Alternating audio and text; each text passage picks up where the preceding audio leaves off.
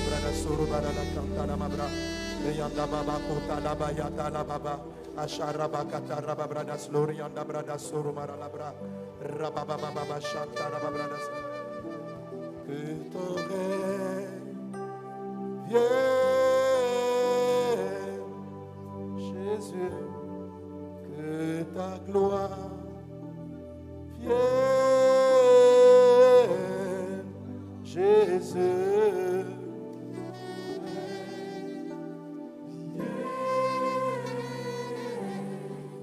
Jésus-Christ,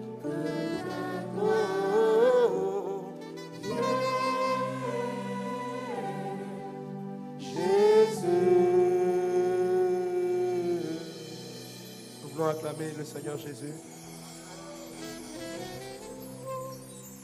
Alléluia. Merci Saint-Esprit. Amen, amen.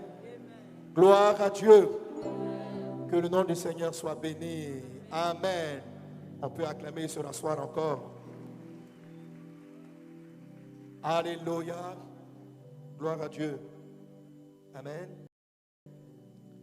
Quand j'étais plus jeune chrétien, au début de ma foi, je suis tombé sur certains ouvrages qui ont bouleversé ma vie. L'un d'entre eux que plusieurs d'entre vous connaissent, c'est l'histoire du Sadhu Sondase. Et je crois que toute ma marche avec le Seigneur, ce livre-là et d'autres ouvrages ont marqué ma quête et expliquent un peu la raison de ce thème et la façon dont j'y tiens particulièrement. Parce que c'est ma marche avec le Seigneur, c'est ma vie. Alors, quand je parcourais le livre de cet homme, c'est un monsieur qui a vécu en Inde. Et c'était un missionnaire qui partait de village en village, prêchait la parole de Dieu. Et tout ce qui le regardait avait un témoignage. Lorsqu'on le voyait, on disait il ressemblait à Jésus. Personne n'a jamais vu la photo de Jésus. Il n'y en a pas. On ne sait pas exactement comment était Jésus. Et je rends grâce à Dieu qui a fait les choses de la sorte. Dieu n'a pas permis à ce qu'on ait la photo de Jésus, sinon ça allait faire des cultes terribles d'idolâtrie. Heureusement que Jésus est venu au moment où il n'y a pas d'appareil photo. Alléluia. Amen. Alors personne n'a jamais vu Jésus, mais lorsque les hommes voyaient cet homme, il reflétait Christ. Les gens rendent témoignage de lui, ont dit que lorsque tu t'approches de lui, tu sens que Jésus est là. Tu sens que Jésus est là. Et on raconte que il avait été invité en Suisse pour partager la parole. Et dans la foule, les gens le regardaient. Il y avait des enfants qui le regardaient. Il y a un enfant qui touche un moment. Voilà Jésus. C'est Jésus. C'était juste un homme. Et les gens disaient, il dégageait une telle paix, une telle présence, une telle puissance. Certains rendent témoignage en disant que, enfin plusieurs même, on dit, ils l'ont vu parce qu'ils partaient, c'était dans les montagnes, c'était au début du siècle, au début des années 1900. Et il allait dans des endroits où il y avait encore plein d'animaux sauvages. On dit, il dormait. Tu vois, quelquefois, le lion, bien des tigres, venir simplement se coucher à côté. Les animaux venaient, les animaux ne lui faisaient rien. Quand les animaux le regardaient, ils avaient un respect, une considération. Et à l'époque, ça m'avait profondément marqué. Je dis, mais comment il faisait? Et cet homme attirait tellement d'âmes, tellement de vie au Seigneur. Alors profondément dans mon cœur, c'est devenu une quête. J'évangélisais beaucoup, je parlais beaucoup du Seigneur autour de moi.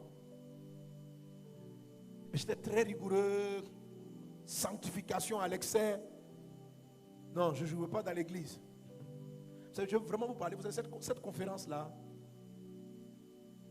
personnellement, pour moi, c'est mon cœur. Si tu veux demander, donne-nous ton secret. C'est le thème qui est là. C'est ma soif. Et ce livre-là m'a profondément touché. Plus tard, je suis en classe de seconde C3 au lycée 1 de Dalois. J'avais un ami qui était en seconde C2. Et je trouvais qu'il ressemblait à Jésus. tout, mais il avait une douceur, il avait un comportement qui me marquait. Moi, j'évangélisais beaucoup, mais quand je parle en classe, quand les élèves sont en train de tricher, je me lève et je dis aux gens, je dis arrêtez de tricher. La tricherie mène en enfer. Convertissez-vous, repentez-vous. Tu entendais les autres élèves crier là-bas, oh, Sanogo, tais-toi, Sanogo, tu nous disturbes, Sanogo. Je dis, je vous prêche, repentez-vous, vous ne savez pas que les iniquités que vous commettez vous conduiront en enfer. Mais Jésus-Christ est mort pour que vous soyez sauvés. Oh. Ça entraînait des bagarres dans la salle. Et puis en seconde C2, il y avait cet ami-là. Lui, sa classe était totalement différente. Il évangélisait au type beaucoup, mais il avait un impact sur les élèves qui m'impressionnait. Quand les élèves bavardaient en classe, moi quand je me lève, puis je dis, regarde, taisez-vous, il faut respecter l'ordre. Ça nous goûte, toi, tu nous embrouilles.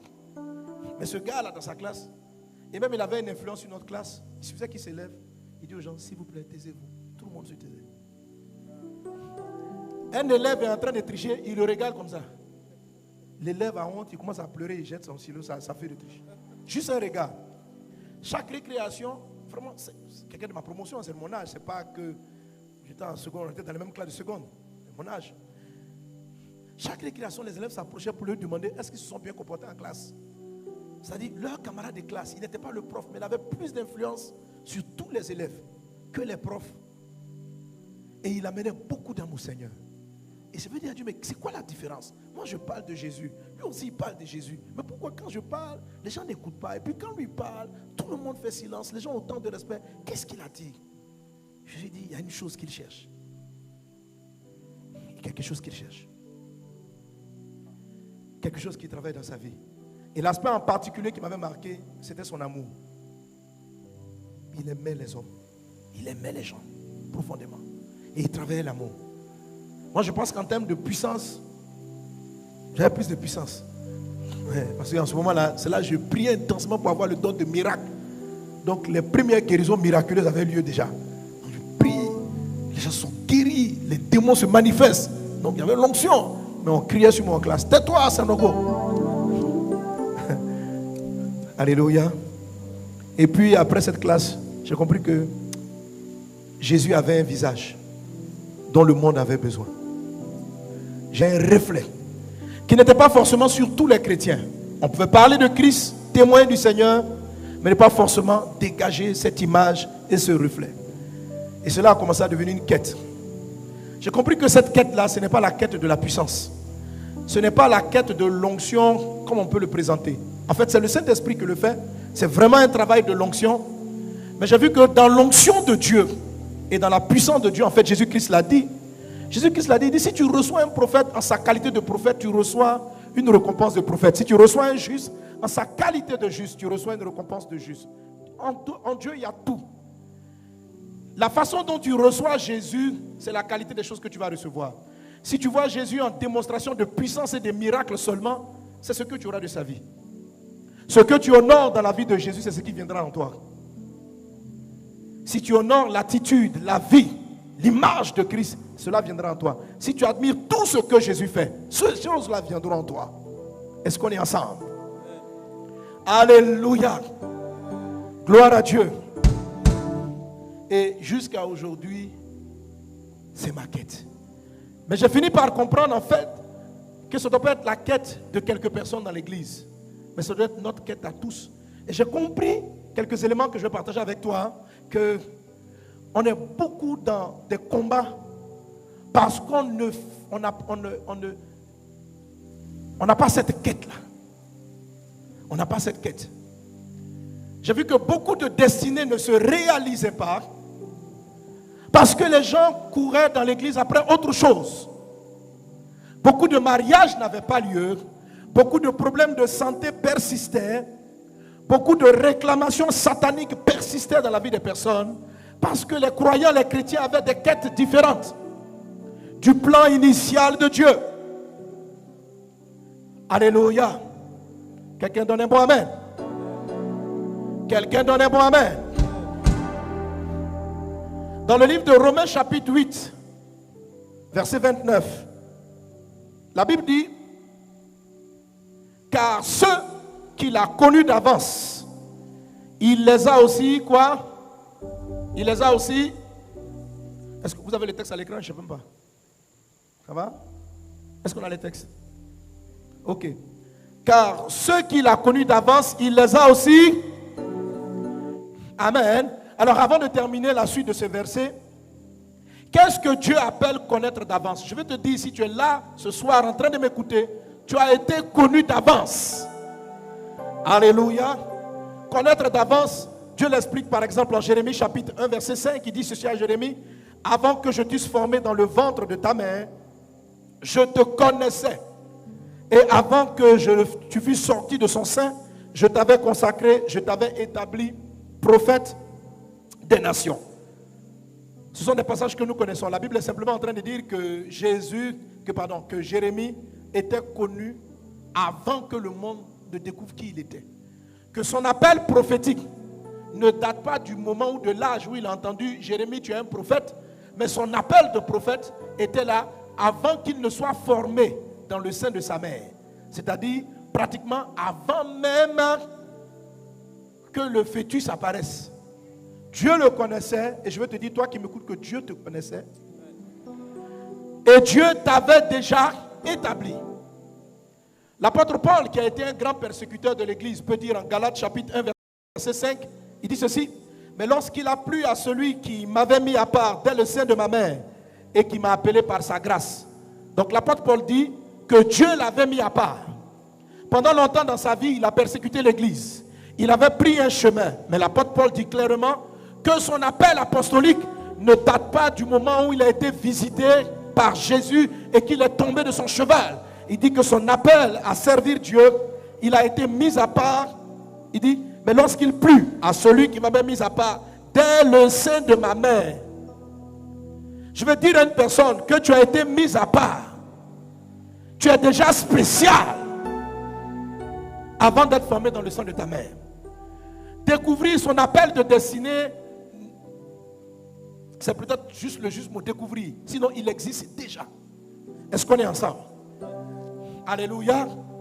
Et la parole de Dieu dans le livre de Romains chapitre 8 verset 29 nous explique un cheminement pour aller à la réalisation de la destinée. Et d'une chose qui est très intéressante dans ce passage, c'est un passage que nous connaissons, n'est-ce pas? Romains chapitre 8. Est-ce que quelqu'un est avec moi? Si tu es avec moi, tu es béni par Jésus, tu ressembles à Christ, tu es l'image de Christ. Alléluia. Quelqu'un donne un bon amen. Alléluia. Alors Romains 8, 29, il nous dit donc, car ceux qu'il a connus d'avance, il les a aussi prédestinés. Et il dit quoi? À être semblables à l'image de son Fils. Afin que son Fils fût le premier-né entre plusieurs. Alléluia. Ceux que Dieu a connus d'avance, c'est-à-dire tous ceux qui ont été mis à part, toi qui as été mis à part depuis le sein de ta mère, avant que tu ne sois formé, ceux qu'il a connus d'avance, il les a aussi prédestinés. Prédestinés à être quoi? Pas prédestinés à être docteur, pas prédestinés à être pasteur, pas prédestinés à être prophète. On n'est pas prédestiné à être prophète. C'est quoi la prédestinée? La prédestinée, c'est ce qui précède la destinée. Avant de connaître la destinée, il y a des prédispositions qui précèdent la destinée. La plupart des gens font l'erreur de courir après leur destinée. Tu ne peux pas trouver. La Bible dit quand les fondements sont renversés, que ferait le juste?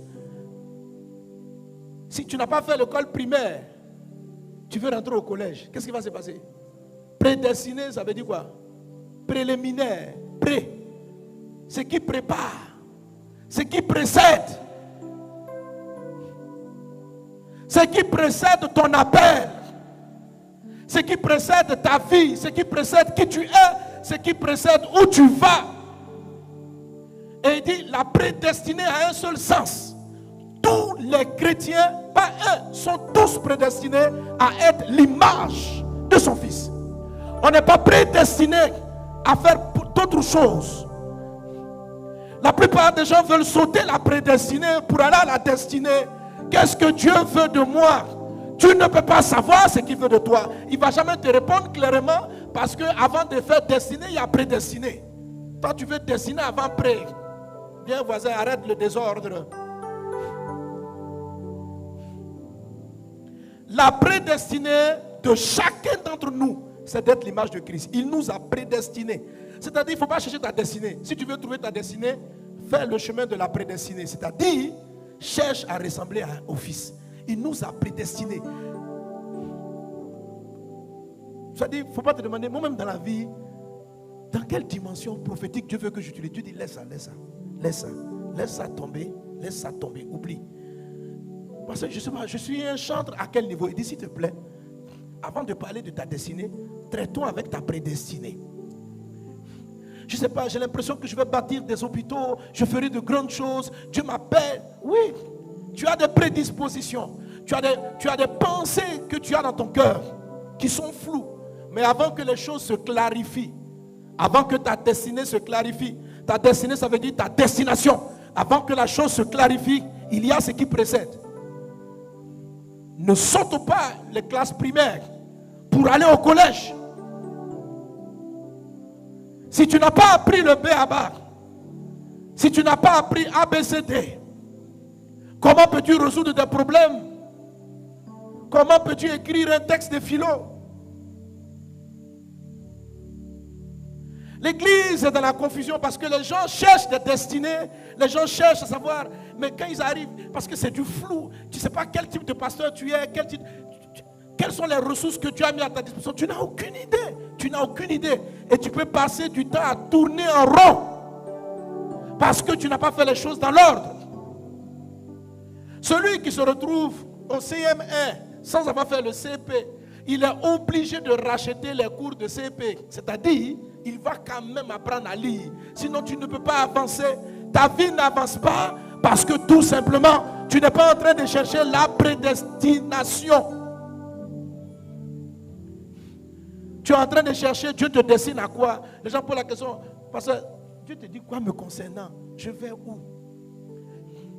Je veux même te dire que même la destinée de ton mariage, la destination de ton mariage est prête. Céder. Si tu prends le chemin que te présente la prédestination, tu as les prérequis, tu as les fondamentaux pour aller vers ta destinée. Si tu sautes cette classe, tu vas prendre beaucoup de temps à essayer de te...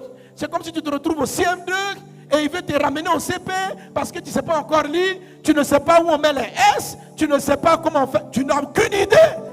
Et tu es en train de lui poser une question, je ne sais pas. Il dit, est-ce que tu as compris? Ma Bible est claire. Je dis en Romains chapitre 8, 29, que quand je t'ai choisi, et tu es conscient que tu as été choisi, vous êtes tous conscients que vous êtes spéciaux. Vous êtes tous conscients qu'il y a quelque chose de particulier, que vous avez des choses à réaliser dans votre vie. Mais il dit, Paul nous montre le chemin. Ceux qu'il a connus d'avance, il ne les a pas destinés, il les a d'abord prédestinés. Ceux qu'il a connus d'avance, il les a d'abord prédestinés. Non. Si dans le ventre de ma mère, tu m'avais choisi à être quoi? À être quoi? À partir des hôpitaux, à réaliser ceci. Alors, donc, excuse-moi, je vais sauter la classe de la prédestination et je vais aller directement à la destination. Non. Ceux qu'il a connus d'avance, il les a prédestinés à être l'image de son Fils. Nous tous ici, nous avons tous une même prédestination. Nous n'avons pas la même destination, mais nous avons la même prédestination. Vous ne pouvez pas sauter cette classe. Le fait de vouloir la sauter crée de l'embrouille dans votre vie, crée du désordre. Il nous a tous prédestinés à être l'image. Et être l'image, c'est ressembler. C'est ressembler. Ce que tu dois chercher, c'est être ton image. Une fois que tu vas travailler les éléments de son image, plus tu vas les travailler, plus les choses vont se clarifier. Ton âme va te parler. Les songes, les visions, l'orientation de Dieu va devenir plus claire. Les ressources que tu as mis à ta disposition deviendront plus claires. Le chemin que tu dois emprunter deviendra plus clair. Donc ne cours pas après la destination, cours après la prédestination. Si depuis longtemps tu es en train de prier pour savoir quel chemin tu dois emprunter, revoir ta prédestination.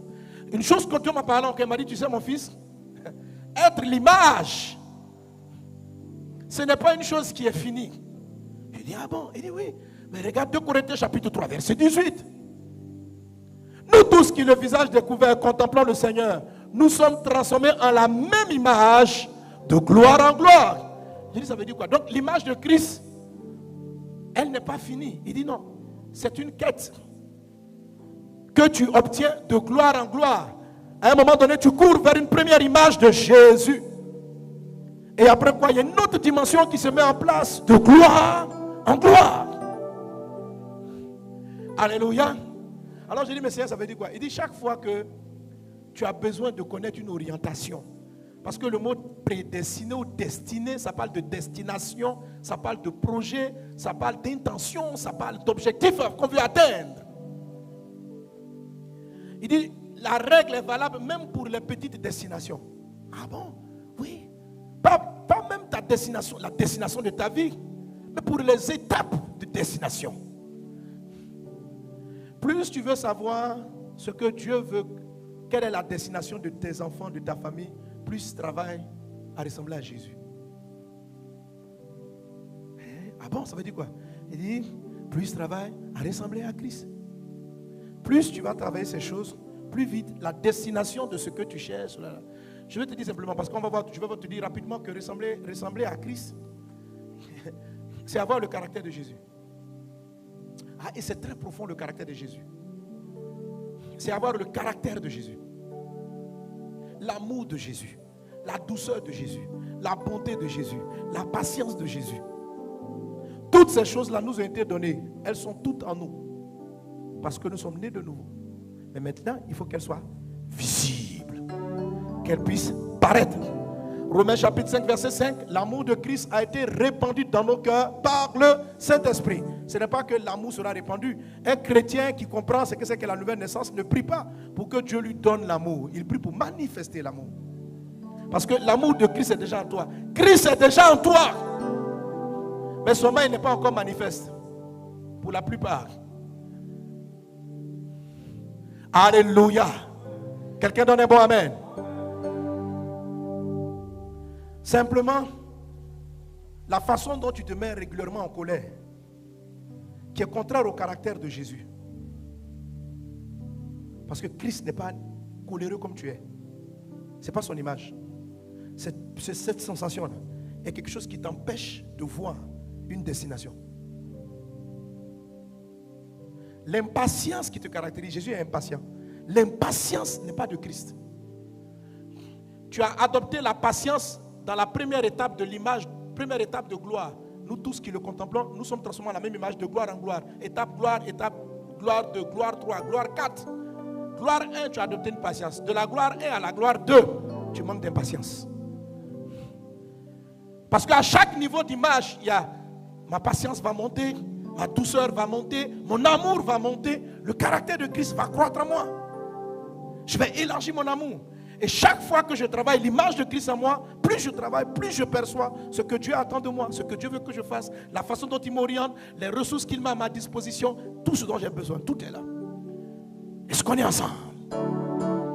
Quelqu'un donne un bon amen? Quelqu'un donne un bon amen? Ah Jésus, je veux te ressembler. Amen. Amen. Nous tous qui le avons découvert contemplant, nous sommes transformés en la même image de gloire en gloire.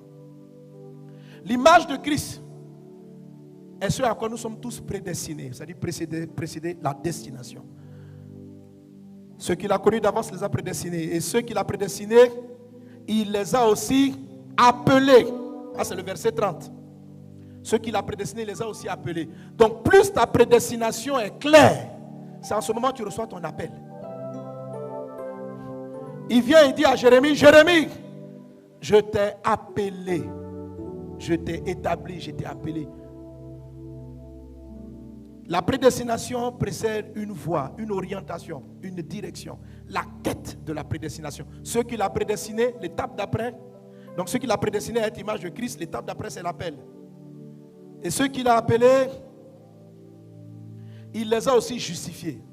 C'est-à-dire que quand l'appel arrive, justifier, ça veut dire l'équipement. Justifier, ça veut dire te rendre juste. Justifier, ça veut dire t'équiper. Justifier, ça veut dire te donner raison. Justifier, ça veut dire tu vas gagner. Justifier, ça veut... Alléluia. Et ceux qu'il a justifiés, il les a aussi glorifiés. Et rentrer dans la gloire. Que tu rentres dans la gloire au nom de Jésus. Ressembler à Christ. Amen. Genèse chapitre 1, verset 26. Et ce n'est pas un projet qui date simplement de l'avènement de Jésus. Depuis l'origine de la création, l'image de Christ a toujours été le plan initial de Dieu pour que l'homme puisse réaliser sa destination.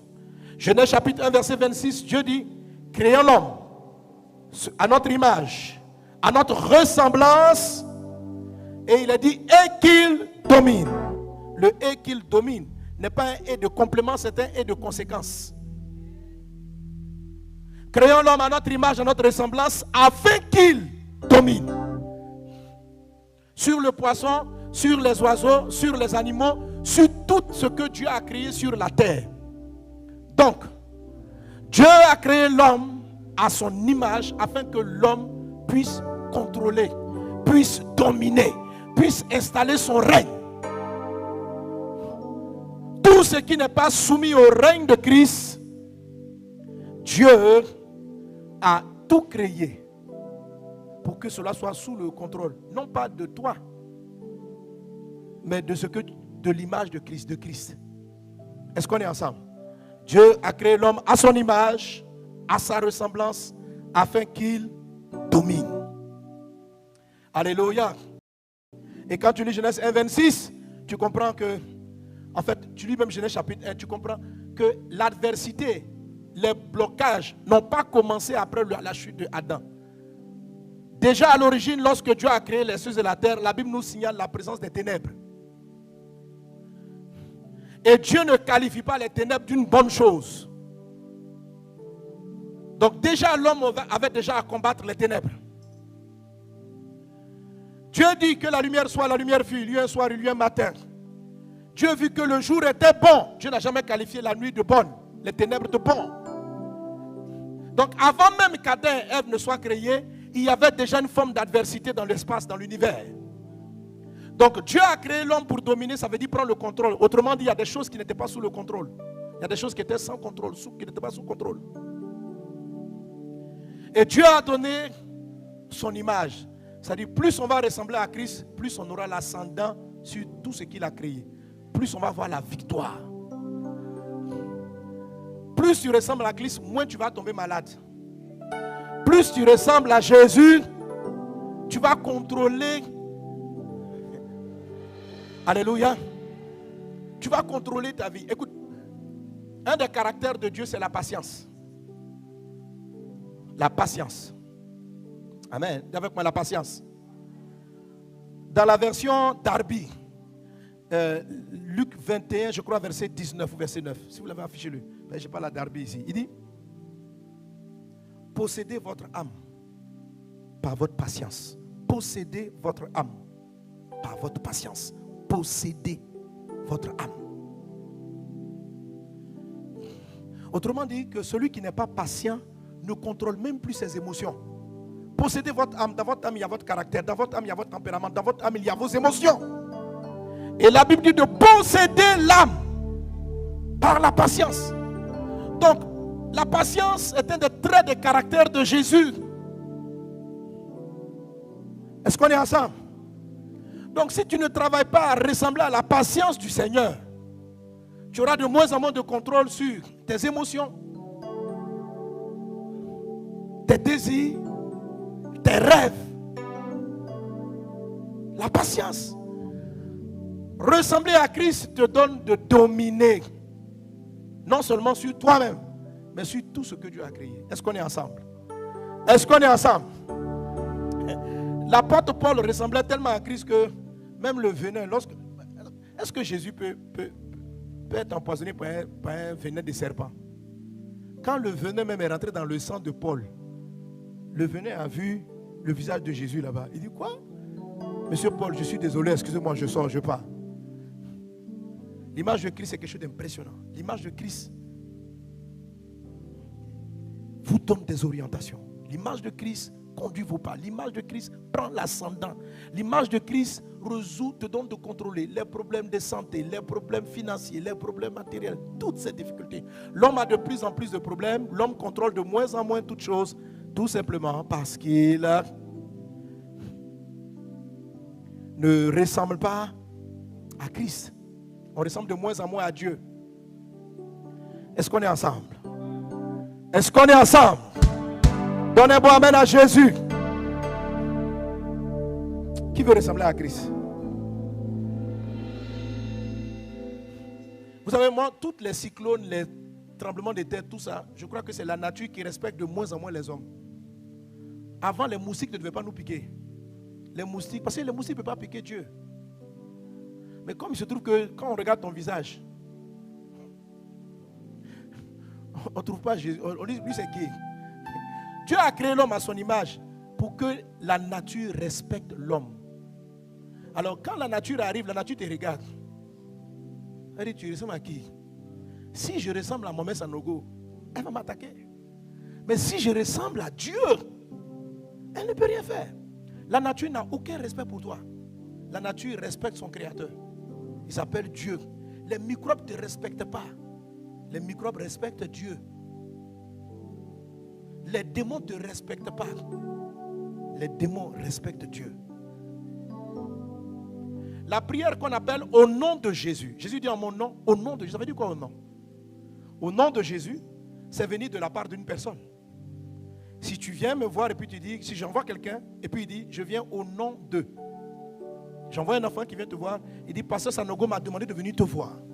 À l'instant où tu regardes l'enfant qui te fait cette question, quand il te dit, je viens au nom de, et que tu as la preuve qu'il vient en mon nom, c'est comme si lui, il n'est plus lui, il est moi. La façon dont tu vas le traiter, c'est comme si tu m'avais traité. Le respect que tu lui donnes, une personne qui vient au nom de, si cela est avéré, tu lui donnes la considération et le respect que tu aurais donné à la personne dont il porte le nom. Est-ce qu'on est ensemble? La prière au nom de Jésus, c'est faire en sorte que quand vous priez, les démons et le monde invisible savent que tu ne viens pas en ton propre prénom. C'est pourquoi des pasteurs ou des gens qui font des prières, ils disent quand tu pries, prie au nom de papa un tel, prie au nom de papa un tel. Frère, c'est une hérésie, c'est dangereux. Vous savez, et je sais de quoi je parle, parce qu'il y a des personnes qui s'amusent à le faire. C'est de l'orgueil. Tu n'es pas mort pour les gens. Il y a des personnes qui vont dire, je suis ta protection. Tu ne peux pas être sa protection. Et je sais de quoi je parle. Je connais un serviteur de Dieu qui s'est amusé à faire ce genre d'enseignement aux gens. À un moment donné, toutes les maladies pour lesquelles il priait, pour les fidèles, sont venues sur lui. Pendant qu'on avait prié pour lui, à un moment, il commence à avoir. Il commence à avoir de l'hypertension. Il commence à avoir le diabète. Des choses qui n'étaient pas en lui. Il était surpris. Je dis, mais toi, est-ce que tu es mort pour les péchés? Donc, comme c'est toi leur barrière, leur protecteur, bon, viens, on va partager les meurtrissures, les maladies que j'ai portées à la croix. Viens partager avec moi. Pourquoi les gens vont prier en ton nom? Tu es mort pour quelqu'un? Quand vous priez, venez en prière en utilisant je suis le fils spirituel. Frère, on s'en fout de ton nom au ciel.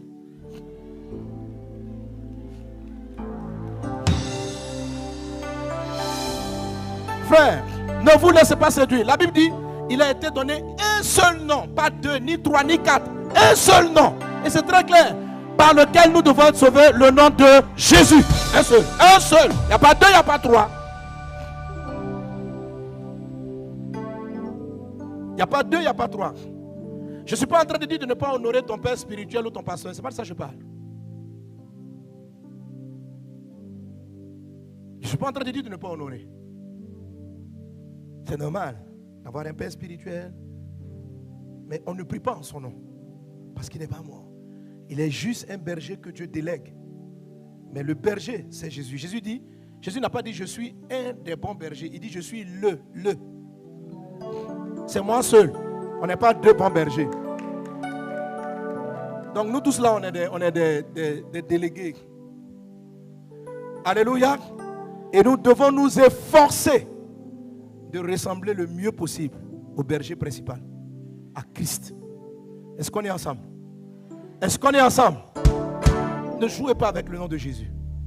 La Bible dit, au nom, il s'est abaissé, il a perdu sa gloire. De sorte qu'au nom de Jésus, tout genou fléchisse. Au nom de Jésus, tout genou fléchisse dans les cieux, sur la terre et sous la terre. C'est ce nom-là.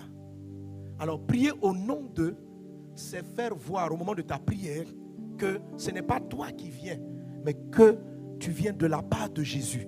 Donc, le ciel est censé voir le Christ quand tu fais la prière au nom de Jésus. Est-ce qu'on est ensemble? Que Dieu nous accorde d'être son image. Alléluia. Donc Dieu a créé l'homme à son image et à sa ressemblance afin qu'il domine.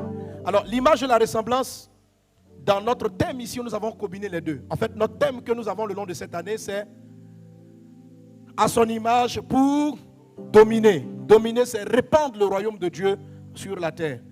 Et quelle est notre quête? C'est d'amener toute l'Église, d'où cette convention, les chrétiens à savoir orienter le chemin vers ce que c'est que la vraie prédestinée de chacun d'entre nous. C'est d'être l'image de Christ. D'être son image. De toucher son image. D'être son image. Et en étant son image, amen, le reste va se dérouler. En travaillant à être son image, on va contrôler. Plus tu travailles l'image de Christ, plus tu vas avoir de l'argent. Est-ce que tu sais ça? Ah oui. Plus tu travailles l'image de Christ, plus, je ne sais pas, tes prières seront de plus en plus exaucées. Plus tu travailles l'image de Christ, plus l'onction de Dieu pourra demeurer en toi. Plus tu travailles l'image de Christ, plus tu auras le caractère, l'humilité, la bonté, la douceur. Et tu sauras conserver la grâce que Dieu a déposée en ce qui concerne la puissance du Saint-Esprit. Que Dieu nous apprenne à être son image au nom de Jésus. Alléluia. Alléluia. Amen. Alors je dis ces deux dernières idées, on termine et on va prier. Quelqu'un donne un bon amen. Quelqu'un donne un bon amen. Alors être à l'image d'eux, c'est avoir le caractère d'eux. Ressembler à, c'est faire les choses comme. C'est-à-dire, être l'image de Jésus, c'est être doux comme Jésus, être bon comme Jésus, c'est aimer comme Jésus. C'est-à-dire quand on te voit, on trouve en toi la patience, la bonté, le caractère d'eux. Maintenant, il nous a créé aussi à son image et à sa ressemblance. C'est deux termes différents. Ressemblance, dans ce cas-ci, signifie faire les choses comme Jésus. C'est-à-dire, quelqu'un qui ressemble à Jésus, il va évangéliser comme Jésus, il va prier pour les malades comme Jésus, il va prier comme Jésus.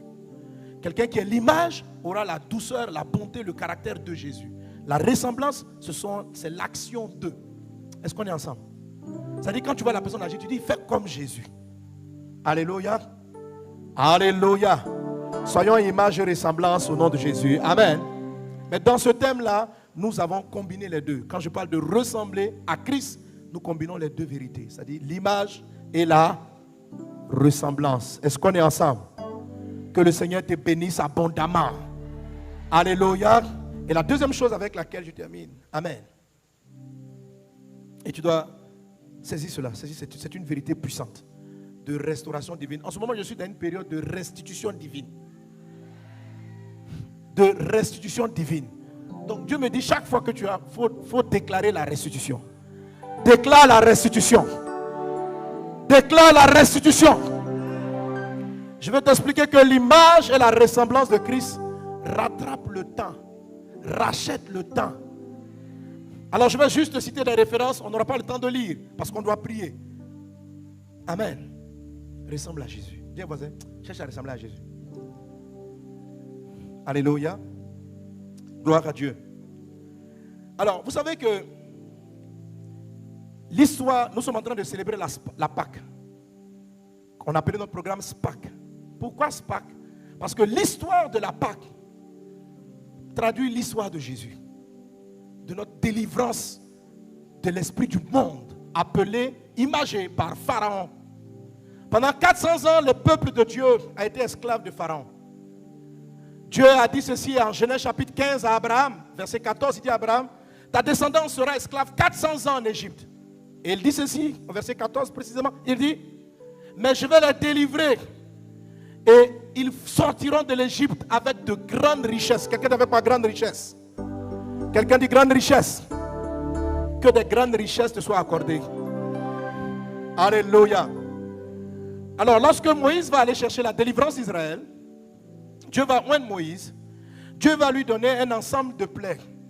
Dieu va frapper Pharaon et l'Égypte de 9 plaies, de 10 plaies en tout, mais il y a eu 9 premières. Les 9 premières étaient plus redoutables les unes que les autres. Et Pharaon a failli céder plusieurs fois. Et il est revenu sur sa parole pour dire: je vous maintiens en esclavage. Chaque fois Moïse venait, il déclarait: j'ai dit, Pharaon, laisse aller le peuple. Pharaon dit oui, après il change d'avis. Ou quelquefois il dit carrément non. Tous leurs efforts ont été vains. Jusqu'à ce qu'on arrive à la 10e plaie. À la 10e plaie, Dieu va dire quelque chose. Dieu dit: Moïse, cette nuit, quelque chose va se passer. Dis avec moi, dis à voisin, quelque chose va se passer. Pour la première fois, il ne dit pas à Israël, il ne dit pas à Moïse, va dire quelque chose à Pharaon, va lui parler. Non, il n'y a rien à dire. Il dit: aujourd'hui, vous allez manger. Vous allez tuer un agneau. Il a dit: vous allez le briser. Il a même donné la recette. Il dit: vous mettez des fines herbes. Vous faites revenir. Il sait que ça te donne l'eau à la bouche là. Tu vois, non? Regarde, imagine un jeu. Il dit: vous faites revenir. Vous mettez de l'herbe, vous mangez. Et vous prenez le sang. Et vous mettez sur le linteau des portes. Et puis vous dormez. Cette nuit, quelque chose va se passer. Alléluia. Je vais dire à une personne qu'il y a des niveaux de combat spirituel où tu as tellement gêné, veillé. Il y a un niveau de combat où Dieu dit: il faut manger.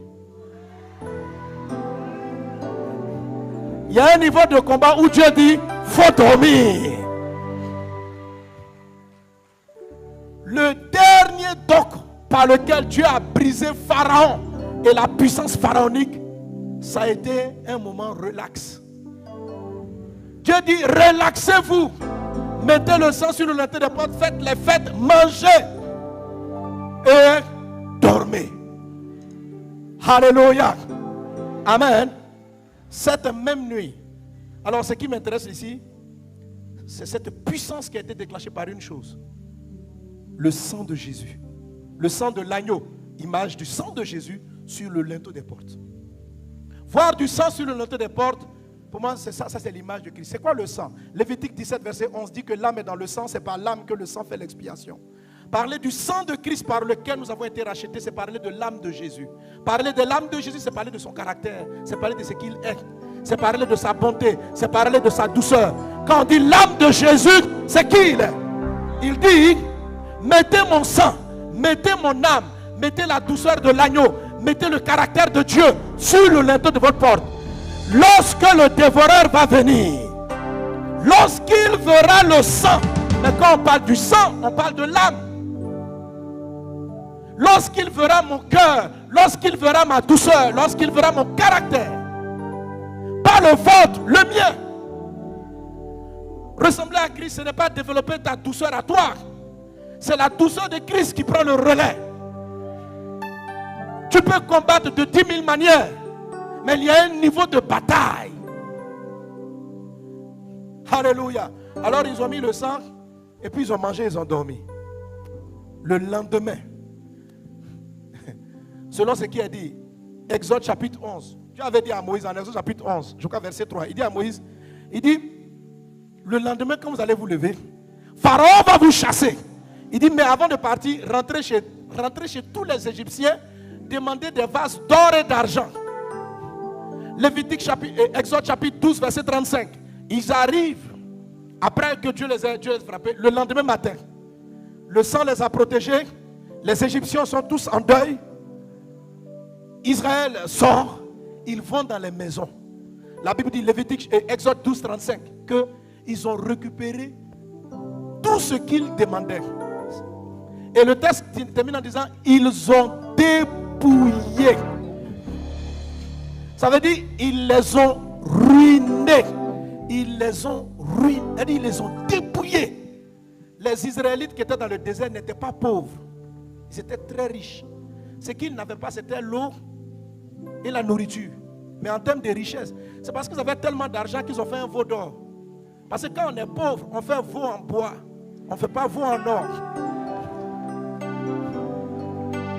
Alléluia. Mais regardez, nos parents ici sont dans la galère. Regardez les fétiches qu'ils font. Regardez les fétiches. Vous avez déjà vu un fétiche en or? Ils font des fétiches avec des peaux bizarres. Israël fait un fétiche, c'est en or. Il dit or massif. Non, ils avaient l'argent, ils étaient trop riches. Il dit Moïse, il dit non, Aaron.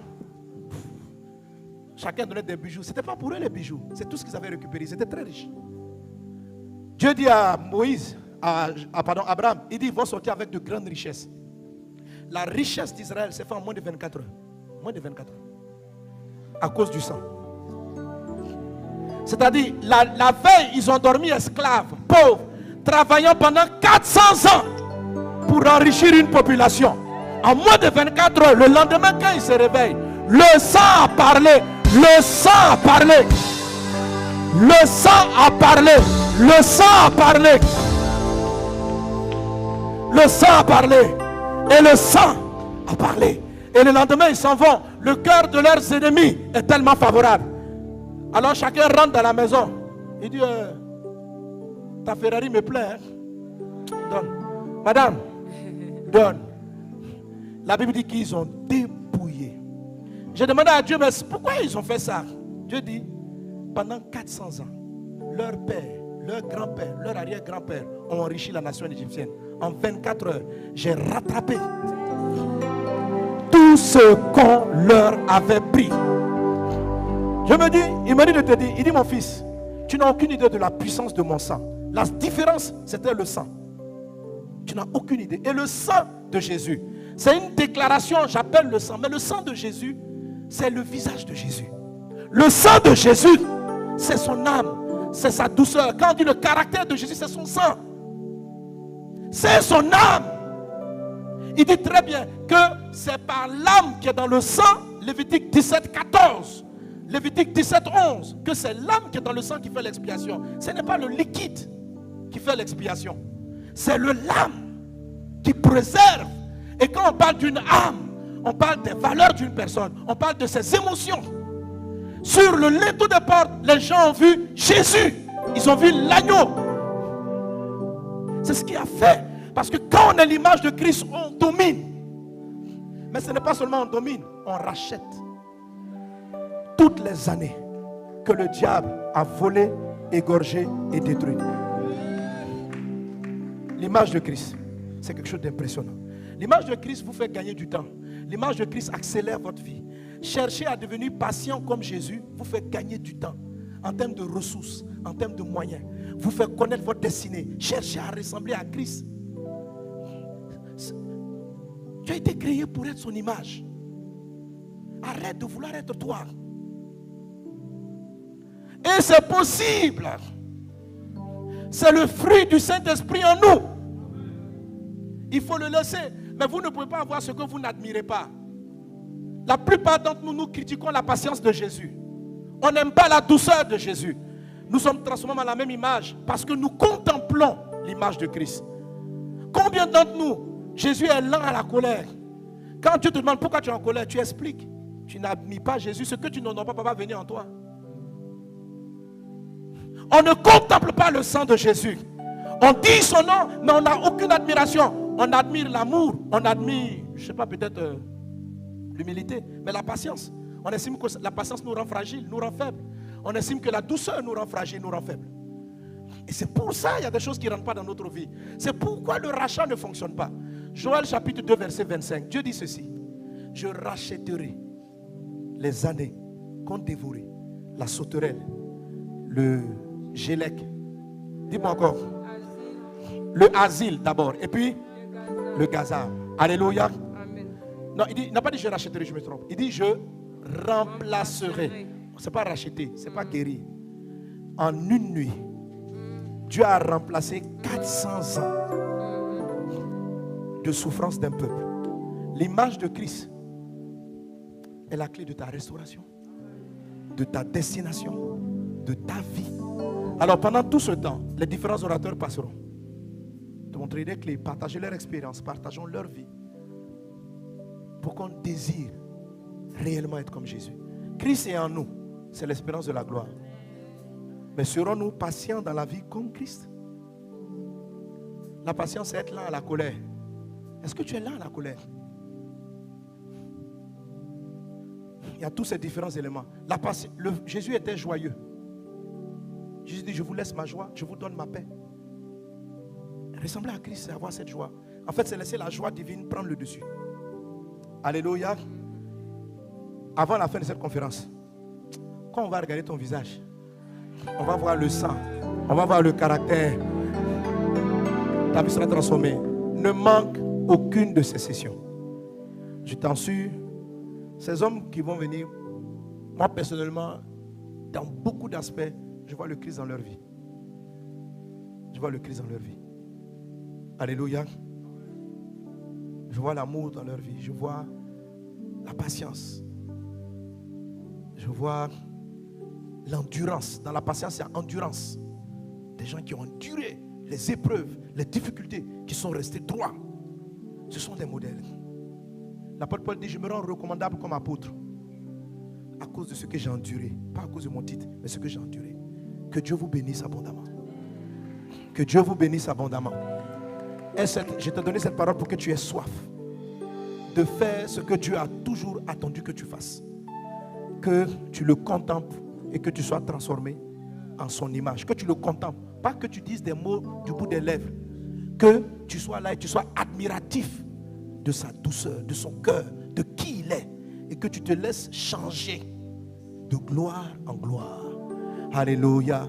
On va se lever, on va prier le Seigneur. Brinda soro barala claria. Sur toute la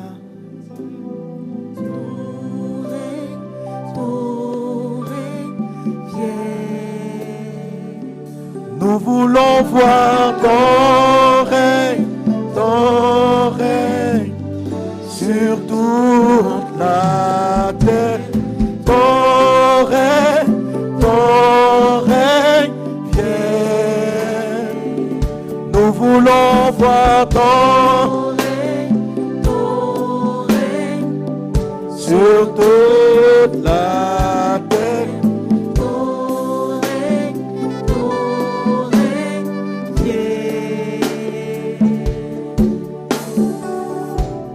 Merci Seigneur Jésus.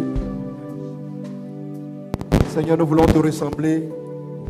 Nous voulons être à ton image.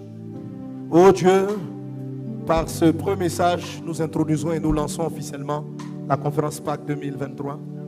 Ressembler à Christ. Ressembler à Christ. Ressembler à Christ. Ressembler à Christ. Ressembler à Christ. Ressembler à Christ. Rends-nous humbles. Rends-nous malléables entre tes mains. Brise l'orgueil, brise nos réflexions, nos pensées. Que ton sang sur nos vies, que ta vie en nous soit reflétée véritablement. Véritablement. À toi la louange, la gloire, l'exaltation au siècle des siècles. Merci Père pour tes bienfaits. Au nom puissant de Jésus. Amen. Quelqu'un acclame Jésus.